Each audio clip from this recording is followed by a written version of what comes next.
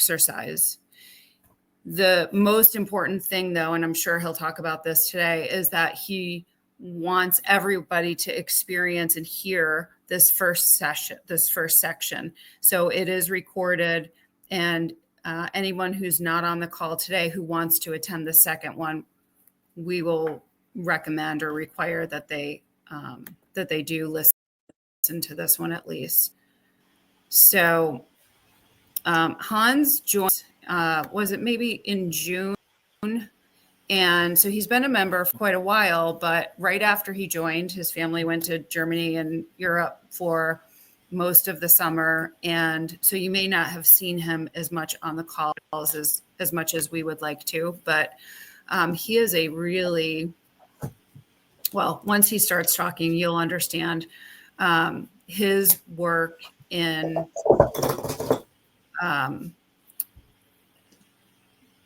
using breathwork as an inner transformation is just extraordinary. And I'm not going to pretend to understand even how to introduce that. So Hans, I will let you take the stage and teach us all we need to know. And I mute everybody just because of background noise, but please feel free to unmute yourself if you need to at any point in the call.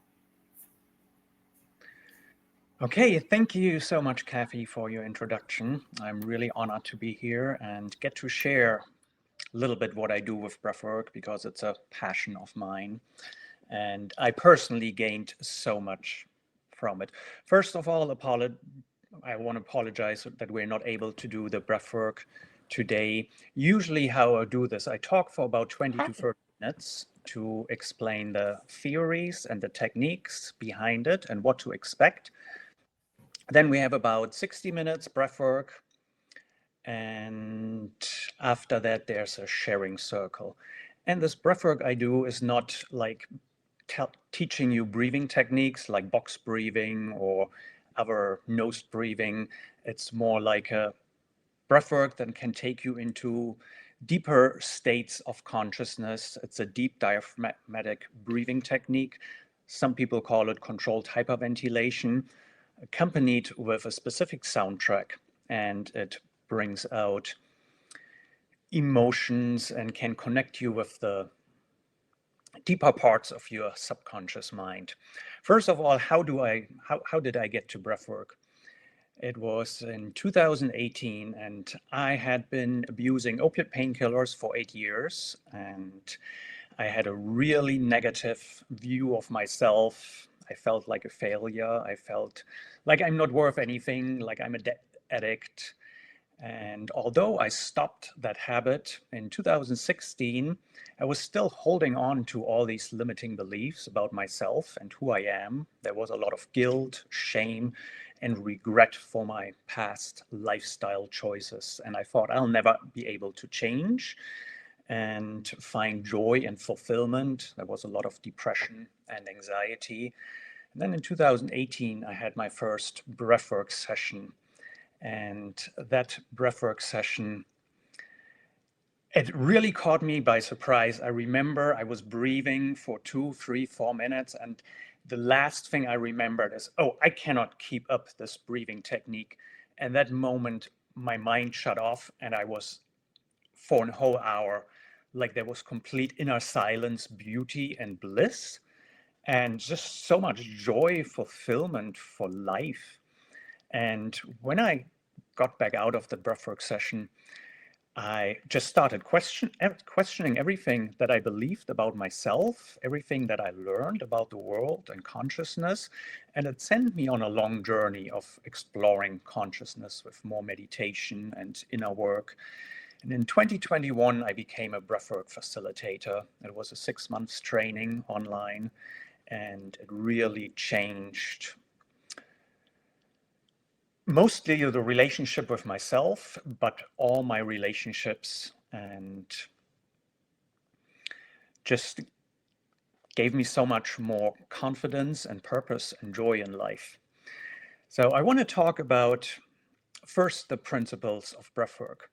The main principles of breathwork is to trust the experience, and trust that, we call it, the inner guiding intelligence brings up everything that we need in this moment in order to heal and to move closer towards wholeness.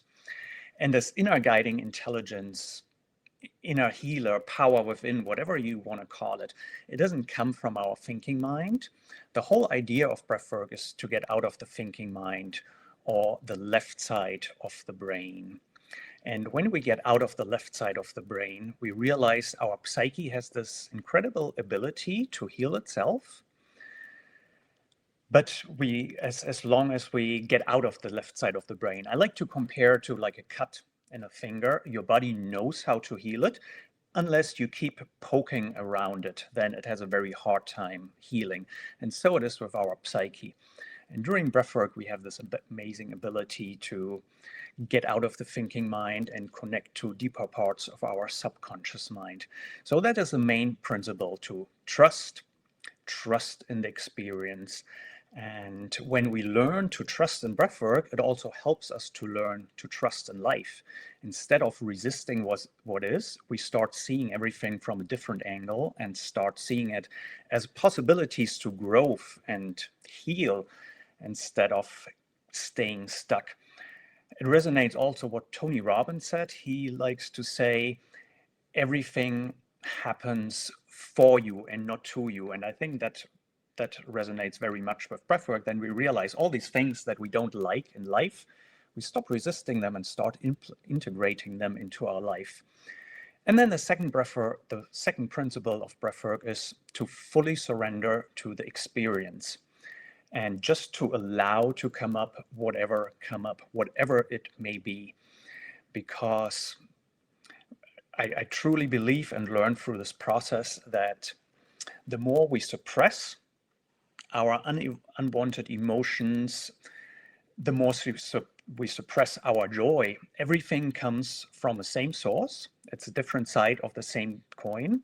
And the more we suppress pain, the less we have access to joy. I was all my life, especially with using of drugs, I was always running away from my pain and chasing joy. And I realized I was like a dog running around in a circle trying to catch my own tail. Joy would always run faster and pain would always catch up with myself. So that is another very powerful thing we can learn with breathwork, just to surrender to what is and not resist it and run away. But everybody's experience is really different. When we do breathwork, I think that's another very important part that we talk about at first. Usually we do it laying down. It's good to have blankets, pillows, and a very good audio. When you first start this deep breathing, a few things happen, and it's very important to become aware of them. First, there's physical and sensory experiences. You might start feeling hot. You might start feeling tingling sensations in parts of your body. You might start feeling numbness, and you might start feeling pains in certain parts of your body.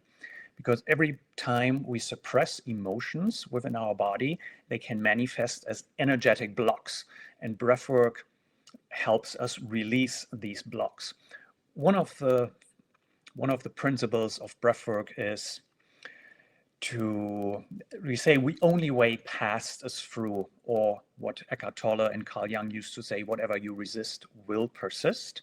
And when you feel pains like in your back or shoulders, any part of your body, in breathwork we say make stronger whatever comes up. Instead of resisting, we can make it stronger. And when we have the pain and we keep breathing and breathing through it, eventually it will release. And usually there's an emotional release as well. About 20 to 30% of people experience what is called tetany. The hands, they go into claws like this, or do these what we call lobster claws, and you feel like you cannot move them anymore. When I experienced that the first time, for me, it felt extremely comfortable, like a strong energy running through my whole body. However, the vast majority of people experience it as painful, especially sometimes, and can go in the shoulders or in the jaws or in the knees. And there again, the key is just to accept it, see what emotions come up. Are you feeling scared? And just approach it with childlike curiosity.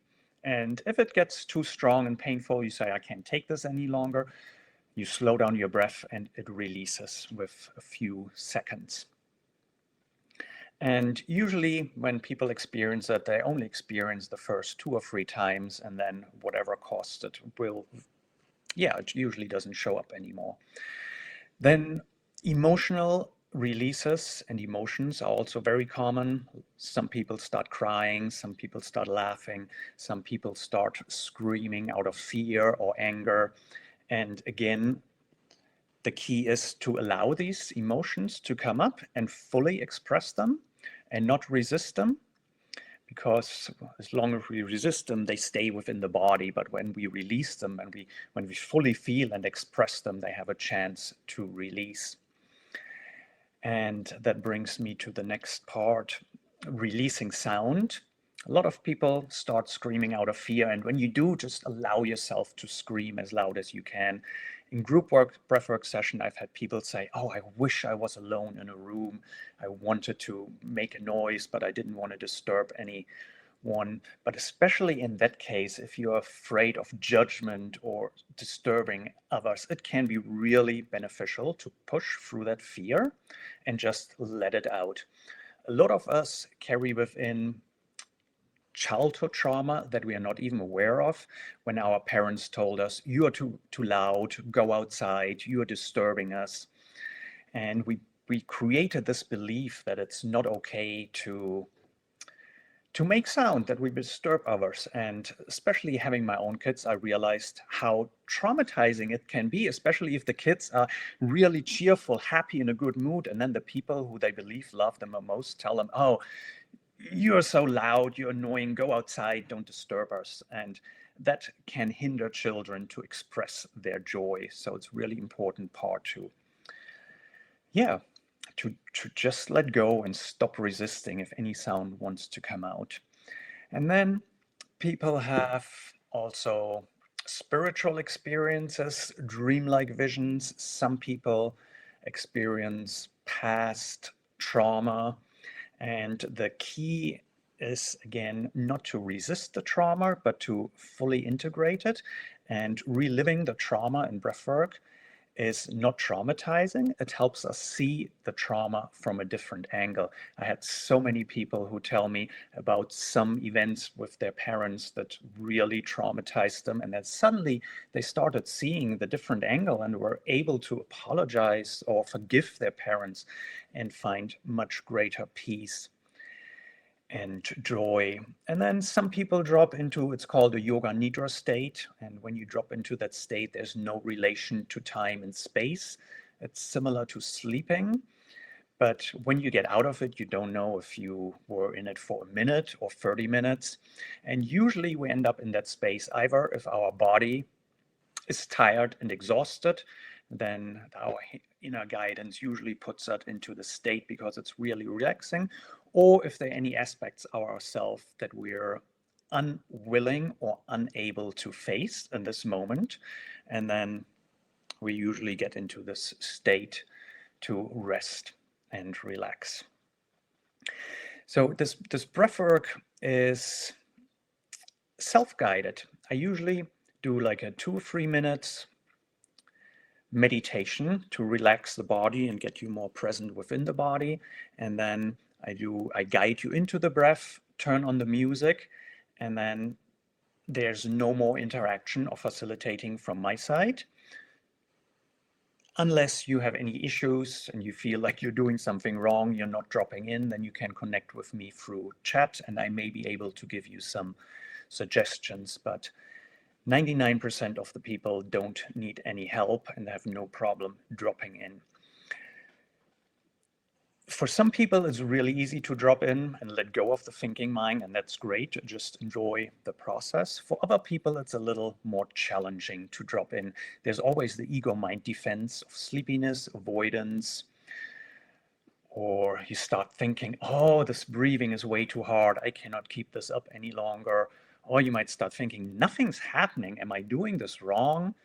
Or you think, oh, I didn't have lunch yet. It's time for me to eat. When are we finished? Or you start wondering, oh, did I feed the dogs? How are my cats doing? Or you start thinking, man, I have to go to the next meeting at 2 o'clock. Will I be able to attend? And the key is just to accept whatever thoughts come up and not resist them. And the more you can accept whatever's happening, the more likely you are to drop into a deeper state of awareness or consciousness. Again, the more you resist what comes up, it persists, but the more you can fully accept it, you give a chance for these thoughts to dissolve. And then it's very important to just stay curious. What emotions come up? Are you disappointed?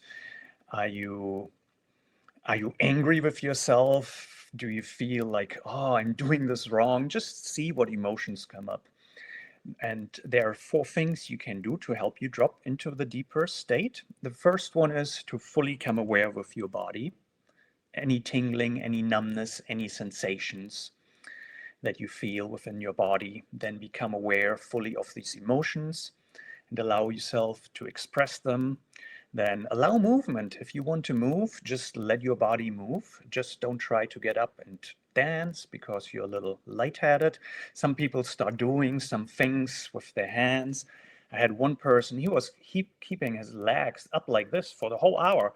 Afterward, he said, I don't know what happened. I could never do that, but they just stayed up.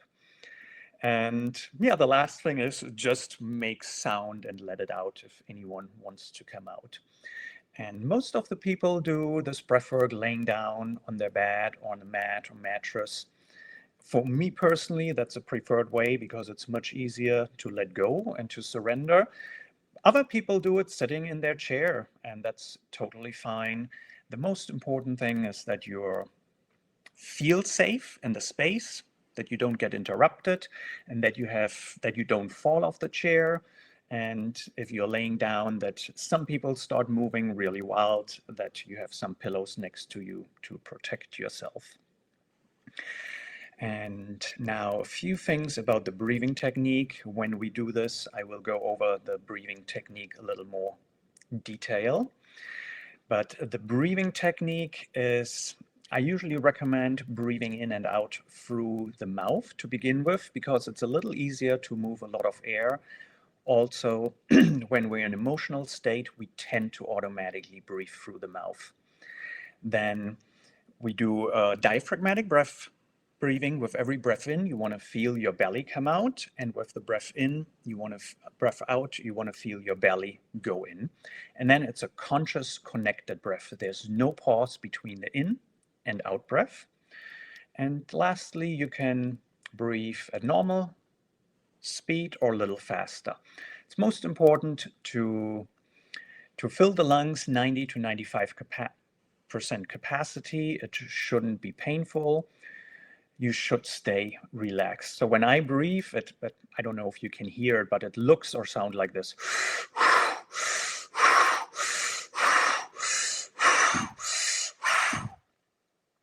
And breath is a tool to get you into a deeper state of awareness.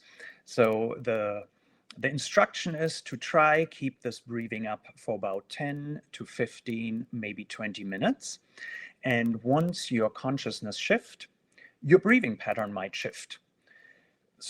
A few things can happen. First of all, you may completely forget about it and stop thinking about it, and your body just keeps doing without you being aware of it or thinking of it. Or your breath might start fluctuating with the music, or you suddenly catch yourself and realize, oh, I've been holding my breath, and everything is totally fine. The breath is a tool, and I like to compare to riding a bicycle. You ride a bicycle to get a lot of speed, and when you have speed, then you can coast, you can look around, you can enjoy the scenery. And when you get too slow, you pedal, pedal, pedal, pedal again till you get more speed. So with breath, you just breathe until your consciousness shifts, and then you just you're just curious about what's going on in your body and your emotions and your thoughts. And when you're back in your monkey mind and you start thinking, oh, this is weird, or oh, I wonder what I'm going to have for dinner tonight, I wonder what my wife's doing, then you go back to the breathing, and yeah, till your consciousness shifts again. And this is pretty much the introduction talk that I give. So the main principles is trust to the process, surrender as deeply as you can, whatever resists will persist, and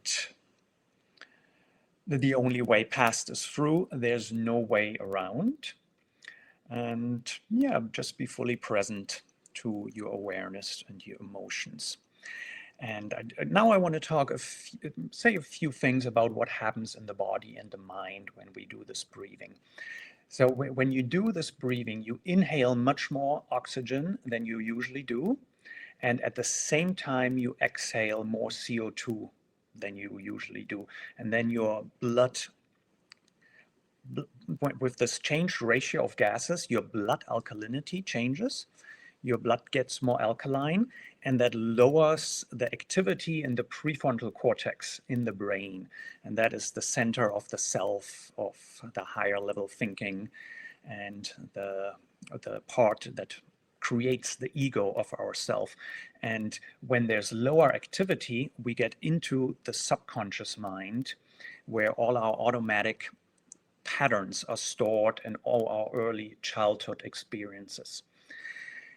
Dr. Siegel, he talks about that we have implicit and explicit memory, and the implicit memory is what shapes between when we are born to the present moment.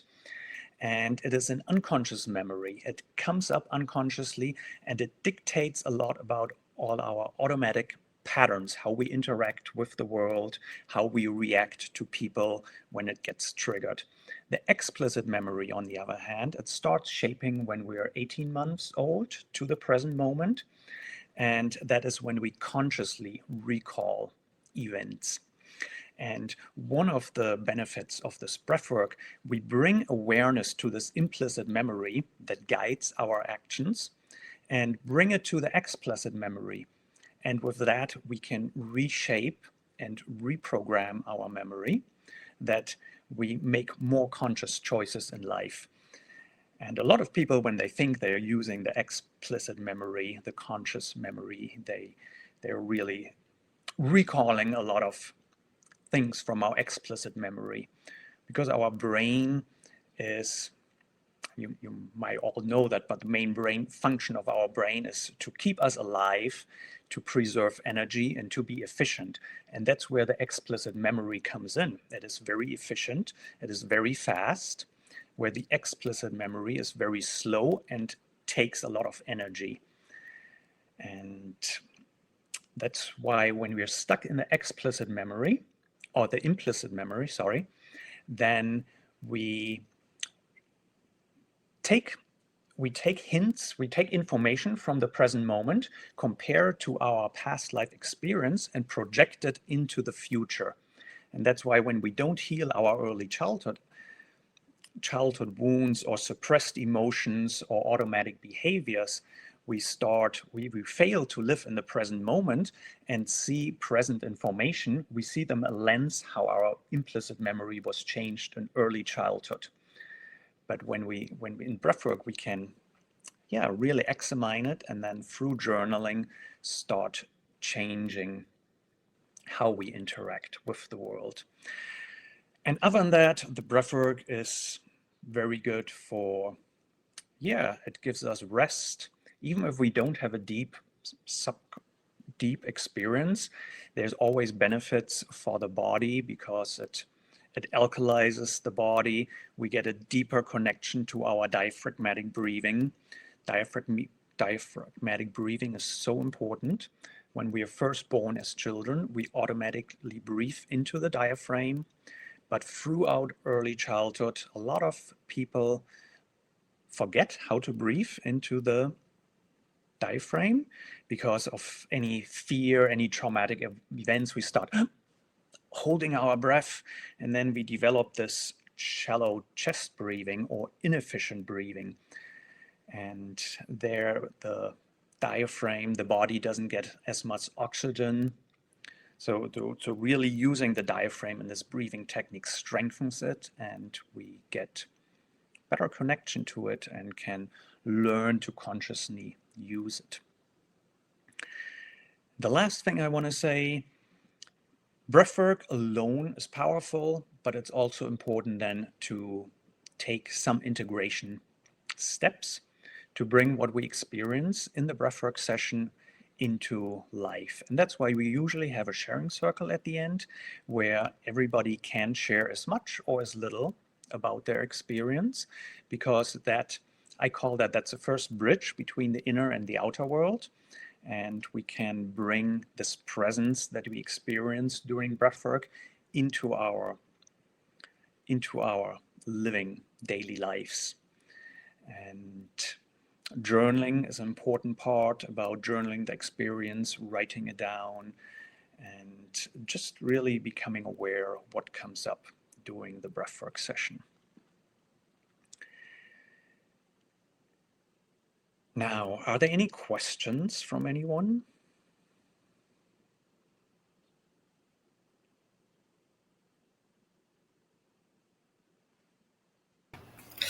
I think one of my questions is, it's always so hard for me, especially during the day, to when I'm in work mode, to kind of make that switch to try to focus on something different and not jump back and forth. Mm-hmm. So, I mean, how do you suggest that people do that and keep their focus on doing the breath work? Yeah. So first of all, thank you so much for your question. There's the 1 hour long breathwork session that I facilitate. It helps to release a lot of these emotions that prevent us from being present. And then doing this work, I recommend every time you realize you are being distracted or your thoughts start wandering, take 2 to 3 conscious breaths into the diaphragm. You want to feel your belly go out with the breath in and go back in. And when you do that, it eventually, if you do it often enough, it eventually becomes an automatic pattern, right? That's how we reprogram or that's how we learn anything, by constant repetition. And every time when you feel distraction, when you just take a small pause, you take 2 or 3 breaths, and then you can re-regulate your nervous system and get from the sympathetic into the parasympathetic rest and digest. And that allows you to be more present. And it's a practice. At the beginning, it's can be challenging. It takes a long time to realize, oh my God, I've been totally absent-minded right now. And then you pause, take a breath, take 2, 3 breaths, and then continue what you're doing. But the more often you practice it, the faster it comes. Did that answer your question? Yeah, it did. I think like you said, being aware of it and then practicing and knowing how to control it. Because I know that's always a challenge for me.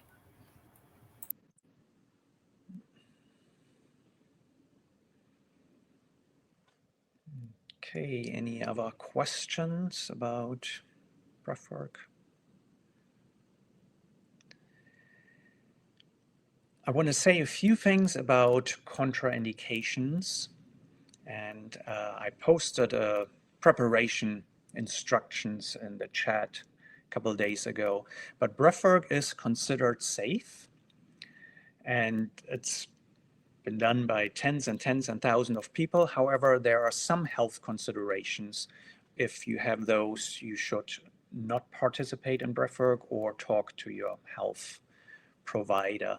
And those are mostly any cardiovascular conditions like prior stroke, heart attack, or aneurysm, increased blood pressure that is not controlled with medication, and glaucoma or detached retina, because it can can temporarily increase the blood pressure and the eye pressure. Then schizophrenia, bipolar disorder, pregnancy, and any hospitalization for mental disease in the last 10 years, and PTSD. It is not a contraindication, but people with PSD, it is really beneficial for PTSD, but only if they have a good support structure in their life, because during breathwork, a lot of past events come up and then they need someone to help them process that in their daily life. And then asthma is not a contraindication, but people with asthma are required to have the inhaler. A lot of people actually report healing their asthma through that breath work, but it's still important at the beginning to have the inhaler with you.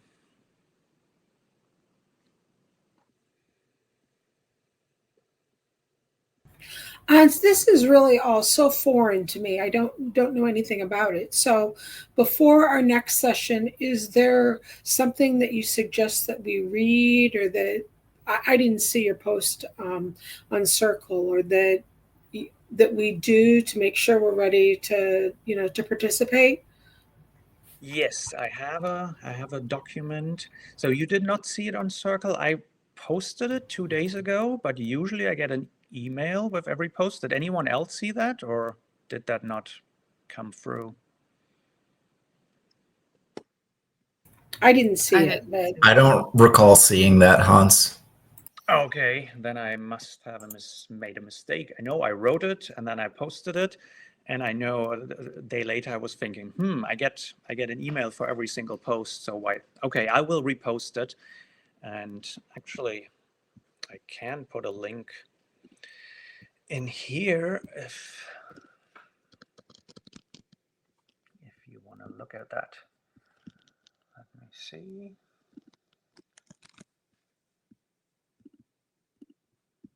I'll put a link in the chat. There's the preparation instructions.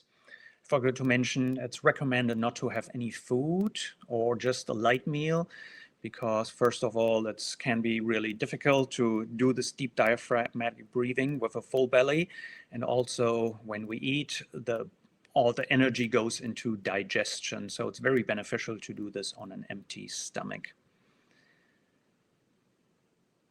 Okay. Is that link working for you?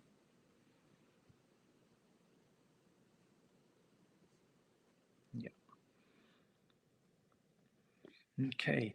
And recently I was reading, so I mentioned my history with addiction and addictive patterns and how breathwork helped me. Just beginning of this year, I was reading the book from Dan Brule. Tony Robbins calls him what does he say? The Bruce Lee of breathwork. And he described the similar breathwork technique that I'm facilitating. And he mentioned in that book, it's extremely beneficial for addiction. He said it's like a cheat code because it's so easy to overcome addiction, because it really helps you clear the mind and reframe your past so you can stop projecting it on the future and live in the present moment.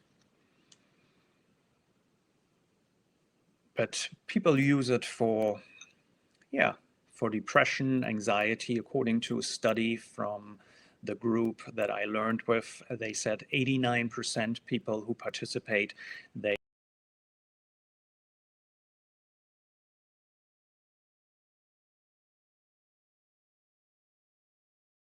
to the 80% of the economy, 20%. Just lost Hans. Yeah. He's actually off screen, so he may have hit a button. There he is. Not sure what happened. I just got kicked out. Yes, according to a study, 89% of the people who do breathwork, this type of breathwork with anxiety, they report some or major belief. I think 80% people report it helps them with depression, and then the other benefits are a better connection with the self, more feeling aligned with life and their purpose. improved relationships. And this breathwork was actually developed by a psychologist from Czech Republic. His name was Stanislaw Graf, and in the 60s he was doing psychotherapy with LSD, and he moved to the United States and was doing that work here till LSD got banned. And then he went to Esalen in California, and he developed this breathwork and realized that you get very similar benefits with breathwork because it helps you just get out of the thinking mind and start healing from within. I think that's the beauty. It helps you relying on everything you have inside without relying on substances, without relying on other people. It helps you to find the tools within for healing.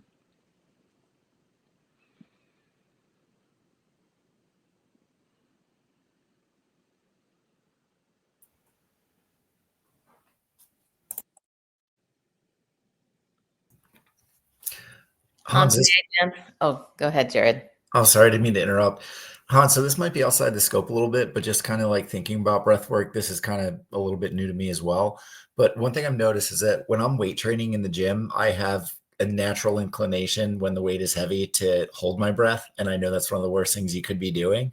So do you have any tips for being more conscious of that? And like, I guess one, being more conscious of it, and two, actually breathing properly when the weight gets pretty heavy?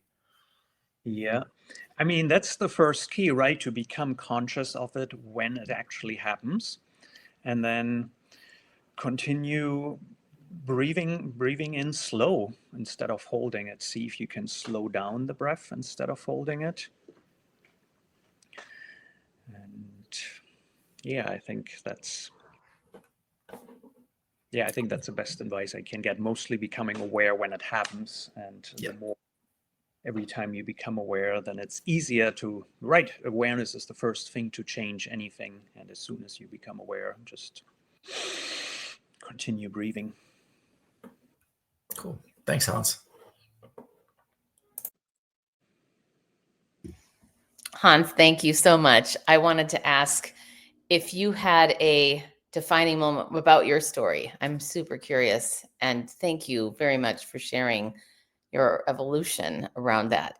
And I'm curious about a defining moment, if you had one, if you just like, it was cold turkey and you just found breath work and it was amazing, or if there were some stops and starts, and really curious about that.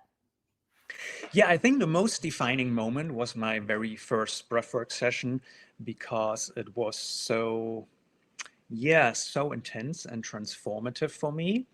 The interesting thing is, and I see that happen quite often, for me, it was like one of my most powerful experiences in my life. And I said, I need to implement this into my life and do that more often. I think it took me one more year before I had the next breathwork session. And I noticed that many, many times that people say after a breathwork session, they come to me and tell me exactly that. Oh, this was the most important experience, the most intense. I want to do this more often. And then I never hear from them again. So when I'm working with paid clients, I started selling 3 months packages to prevent that, because one breathwork session can be powerful and transformative, but it's like going to the gym. Going to the gym once, you might feel good afterwards, but if you don't continue the work, the benefits slowly start fading away.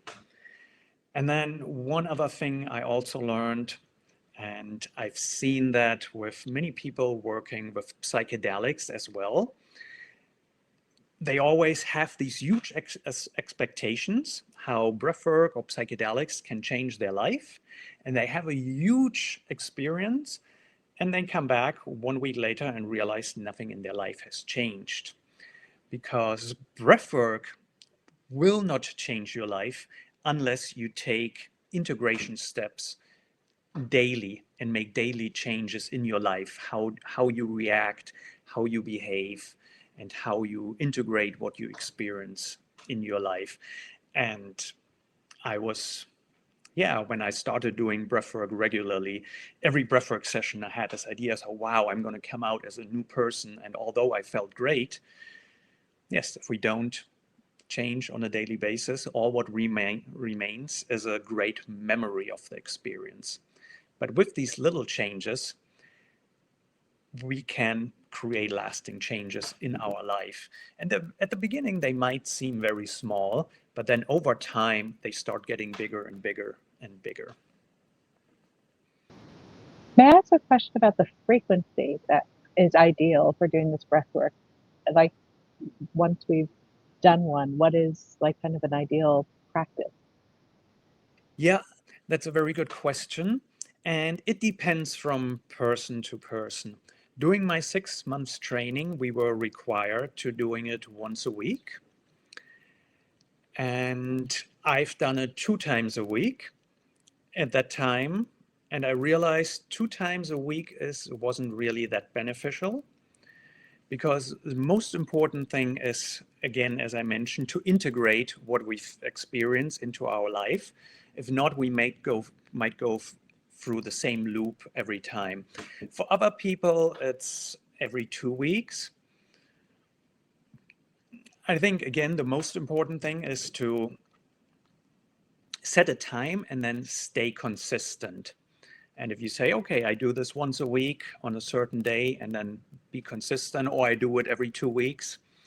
If not, it can become an escape mechanism. Like, oh, this week I feel like shit. Hopefully I do a breathwork session and hopefully I feel better. Then it's like a escape mechanism, but it's really a tool to expand consciousness and facilitate healing from within.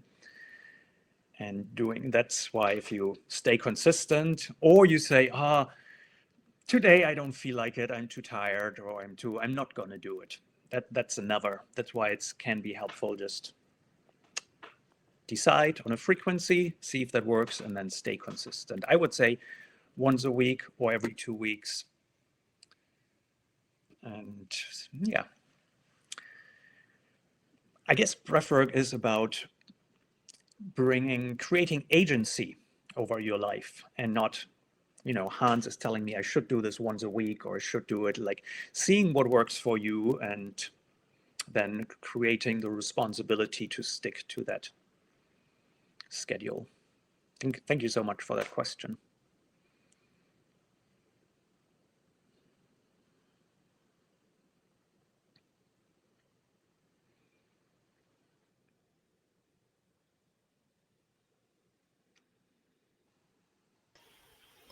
I think one area that I find breathing helpful, so I do something kind of different, and it's Navy SEAL box breathing.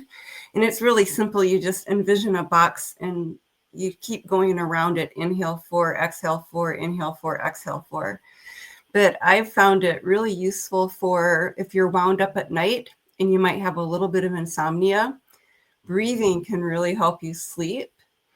And also before public speaking, if you ever get nervous, if you're not getting enough air, because if you're nervous, you're breathing up here, you're not breathing from your diaphragm.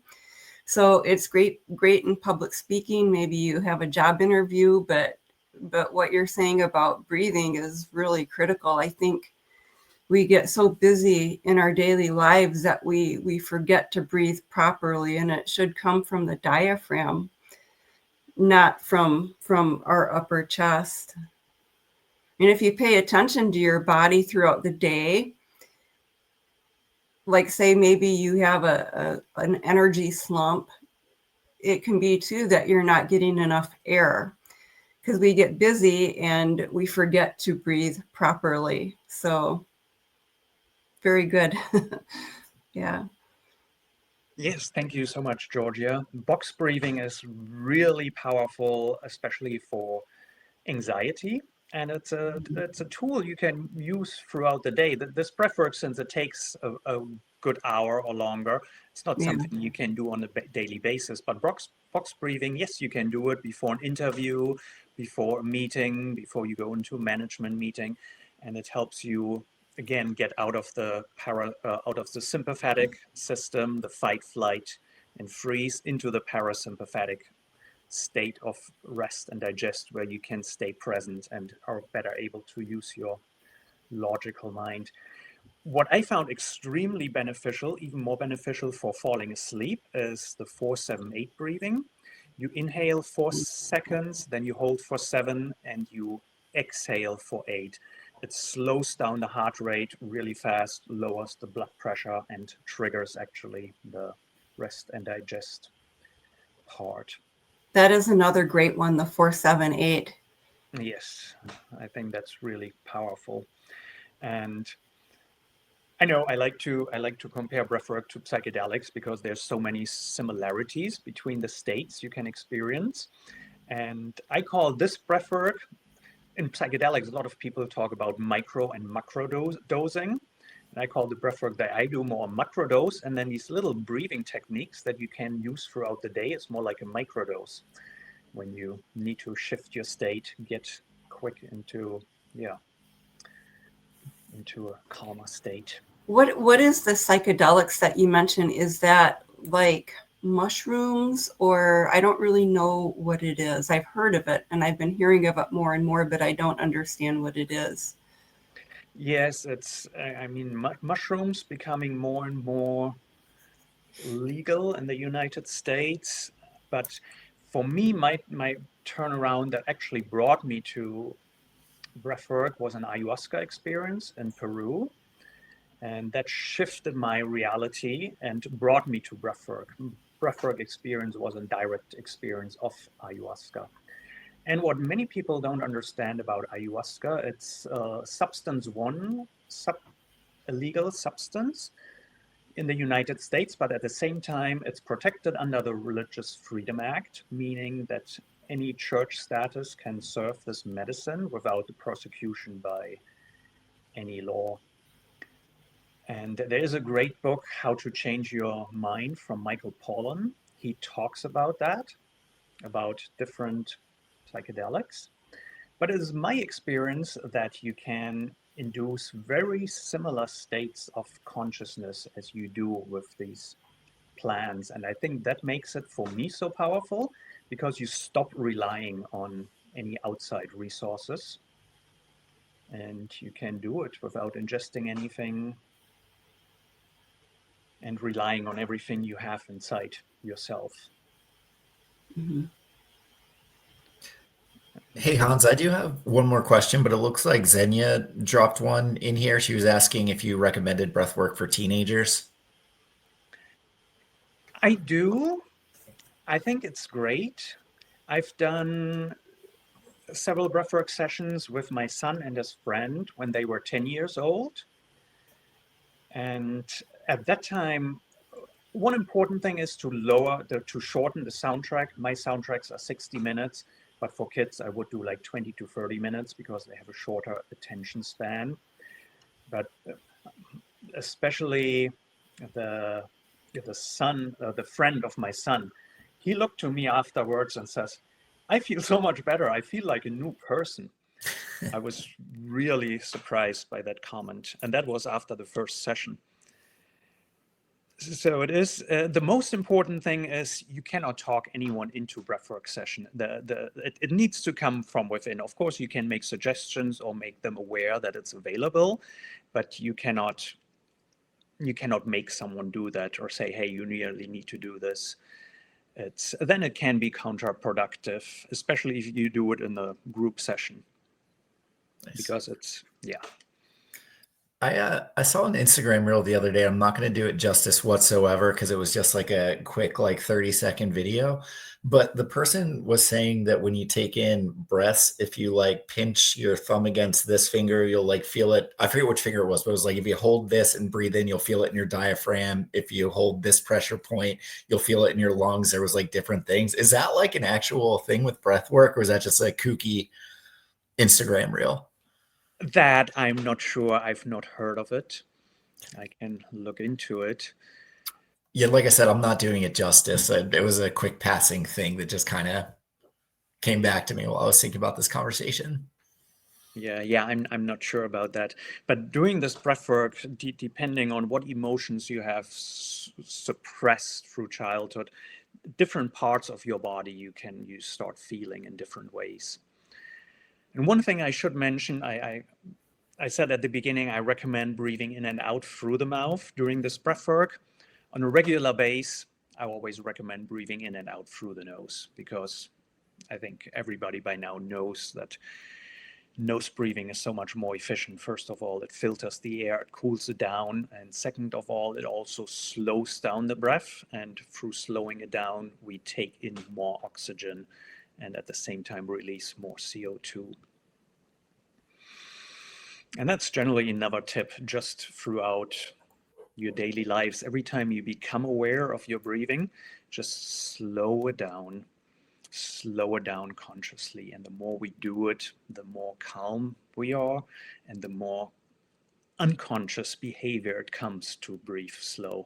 And then especially when we get irritated or nervous or anything triggers anxiety, then we can consciously slow it down and catch ourselves before our logical mind gets flooded by emotions.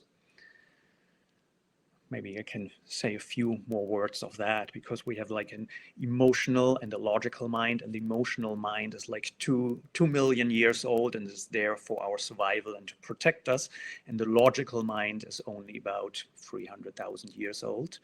And that's why the emotions always have precedence of our logic. And that's why it's so difficult for people to achieve their goals, because they have a logical idea. But then if anything triggers their emotions, the emotions flood the brain and we start operating on autopilot without being aware of it.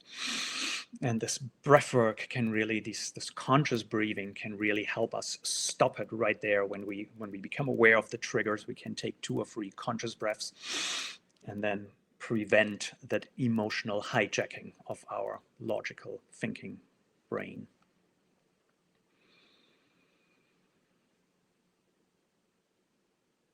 Yeah.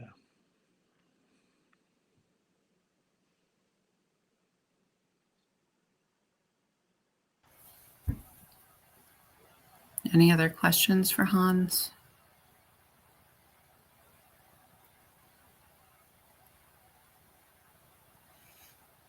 Yeah, this is a whole different level, I think, than many people have been exposed to, unless you've really signed up to do some actual breath work. So I encourage everybody, and now you have time to do a little research, to message Hans, to to look at the information that he put into the chat, and prepare yourself to come to the next session and actually experience this. I've done it before. It's very powerful. And so I've been really, really excited for this to happen. Appreciate you, Hans. Appreciate you sharing all of this with everyone, especially for the people who haven't heard about it before. To be able to introduce something that is so powerful, it's free, it's accessible. I mean, that's the kind of self-care shit I talk about, right? It's accessible. You're able to, you don't have to rely on a medication or anyone else. So thank you for bringing this to everybody. Yeah, thank you, Kathy, so much for arranging this and making this possible. And thank you, everybody, for the great question. I really appreciate questions and your attendance. And I'm looking forward to facilitate a real breathwork session and get you all to experience this. I will talk with Kathy later to find a time that hopefully for everybody who wants to join, and even maybe some more people. And we will not go over the introduction talk, but I will just point out the most important points and explain the breathing technique once more.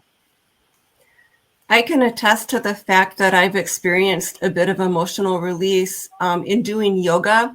If you have an instructor that does a lengthy meditation at the end where you're not actually doing the yoga, but you're just laying there,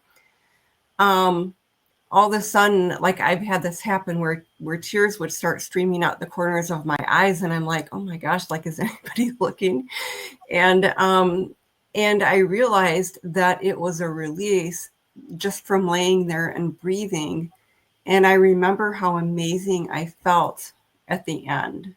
And it wasn't necessarily from doing yoga, it was from the session at the end of just laying there and breathing. So I know that breathing has a lot of benefits.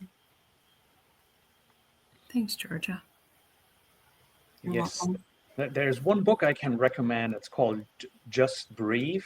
I think it's called The Modern Science of an Ancient Art, and it talks about all the physical and mental benefits of diaphragmatic breathing, nose breathing, and about different breathing techniques.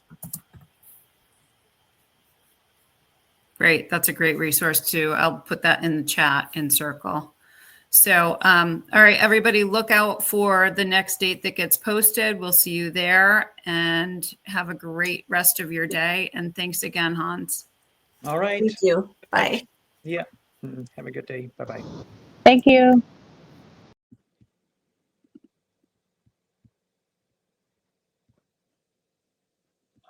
I can't find the button to get out. Oh well.